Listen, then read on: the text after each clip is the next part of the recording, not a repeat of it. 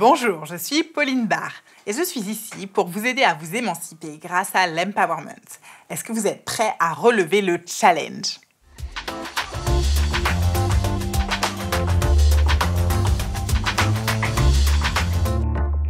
Maintenant qu'on a récupéré son énergie avec le sport, on va apprendre à se mettre en avant.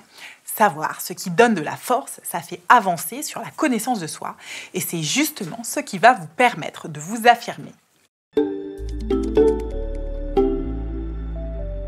Pour se mettre en avant, il faut d'abord savoir de quoi on parle et donc savoir qui on est. Il y a plein d'exercices possibles qui existent pour cela, notamment les tests de personnalité comme le MBTI, le test de Myers-Briggs. C'est un test qui permet de déterminer le profil psychologique en fonction de 4 axes.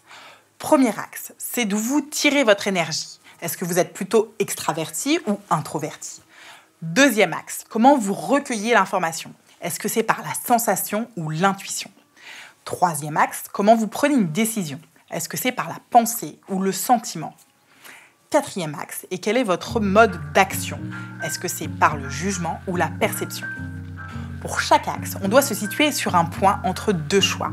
Ça permet de mieux comprendre comment on réagit et comment les autres fonctionnent. C'est utile dans le travail d'équipe. Par exemple, c'est à prendre en compte quand on prend des décisions en fonction des sentiments et que votre collègue, lui, passe plutôt par la pensée. Ça va aider à s'adapter à l'équipe. Et puis, une fois qu'on connaît ses points forts, on va communiquer.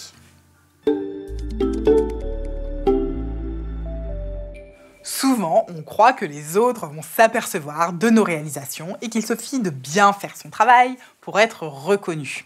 Alors que, comme pour tout, il faut faire savoir pour être vu. Il s'agit ainsi de penser à soi comme à une marque.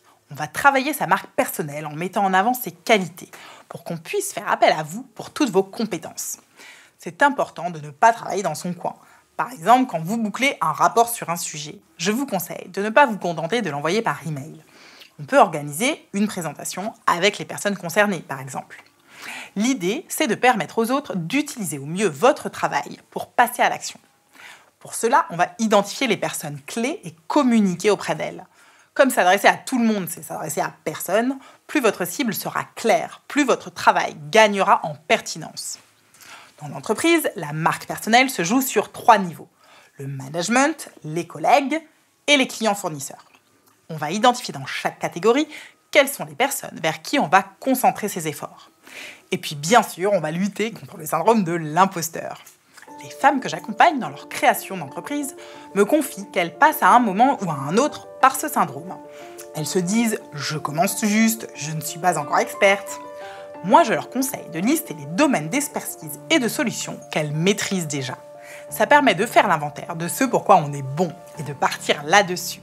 On a tout le temps de se former par la suite. Le challenge, cette fois-ci, va être de communiquer sur son travail. Choisissez le moyen qui vous plaît. Une présentation si vous êtes salarié ou un post sur les réseaux sociaux si vous êtes entrepreneur, pour montrer ce que vous faites et augmenter votre cercle d'influence. Dans le prochain épisode, on parlera de négociation.